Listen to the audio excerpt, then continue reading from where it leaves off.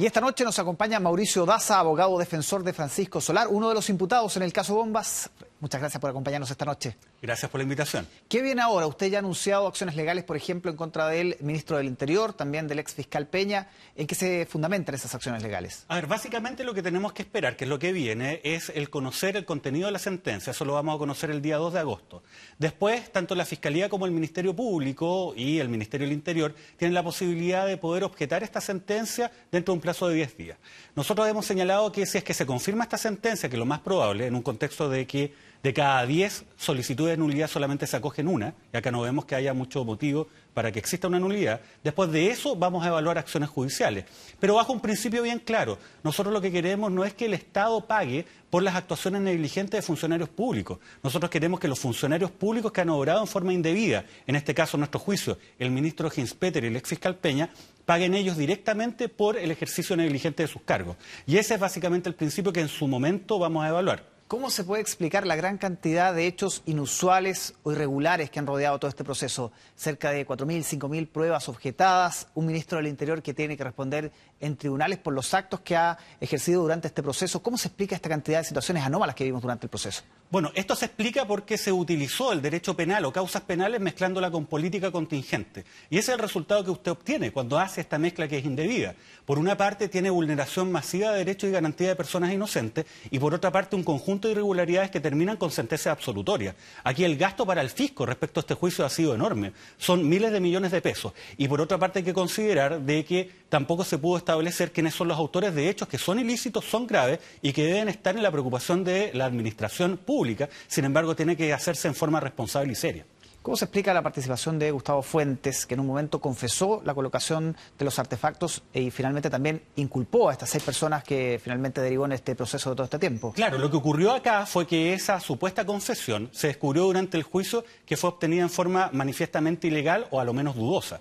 Acá se señaló por parte de uno de los oficiales de Carabineros que estuvieron presentes en esta declaración que esta supuesta confesión le fue dictada por el fiscal que estaba a cargo de esta diligencia, que es Francisco Jacir.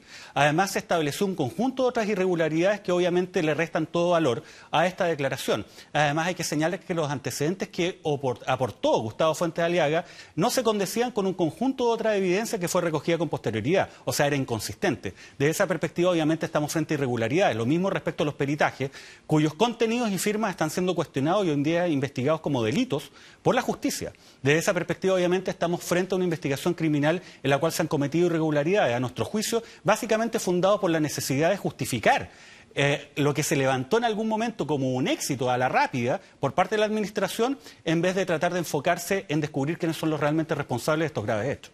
Ahora, uno se pregunta, ¿cómo todo el aparato del Estado se puede equivocar tan rotundamente en toda la elaboración y la persecución de estas 6 personas?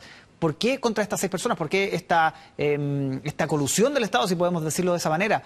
¿Qué tenían en común que finalmente el proceso se centra en ellos? Yo creo que acá el Estado ha funcionado y tanto así que hoy día tenemos una sentencia absolutoria. El Poder Judicial independiente ha dictado una sentencia 3-0 unánime, muy contundente, en que ha develado esta investigación inconsistente y además ha señalado graves irregularidades. Desde esa perspectiva el Estado ha funcionado, el Poder Judicial ha funcionado. La pregunta es, ¿por qué no funcionó el Ministerio del Interior? ¿Por qué no funcionó la Fiscalía? Y ni siquiera la Fiscalía, porque un fiscal, Alejandro Peña, pudo levantar esta acusación. Básicamente porque aquí se privilegió un interés político de un momento determinado, considerando que las causas criminales podían ser instrumentalizadas como el insumo a una política comunicacional del gobierno de turno. Y eso es lo que en definitiva gatilló esta situación. Ahora, hay personas que fueron detenidas y fueron llevadas a prisión preventiva.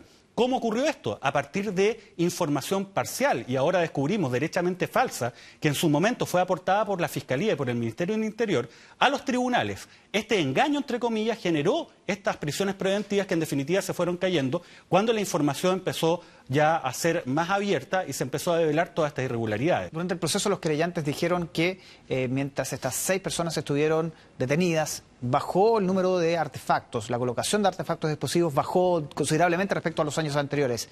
¿Es eso real y cómo se explicaría?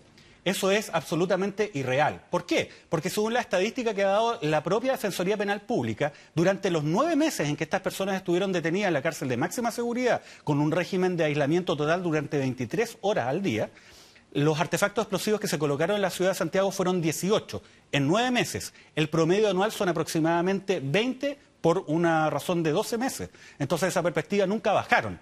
Aquí, le insisto, ha habido una política pública de seguridad ciudadana que no ha sido eficaz. Aquí se ha politizado lo que tiene que ver con el ámbito del derecho penal. No solamente en esta causa, hay que recordar, se atribuyó a una persona, un ciudadano pakistaní, el ser miembro de Al-Qaeda. Al final eso quedó absolutamente desechado. Acá hay incendio en la Araucanía y se señala de que esto, en definitiva, corresponde también a una asociación terrorista y no se señalan nombres, ni personas, ni eventos concretos que lo justifiquen. Por lo tanto, aquí lo que falta es una política de seguridad ciudadana que sea ejercida por personas responsables de manera seria y que responda a las necesidades que tiene la población en el sentido de no verse enfrentado a hechos que son sin duda graves, como son estos. Perfecto, abogado Daza. Muchas gracias por esta entrevista. Muchas gracias a ustedes.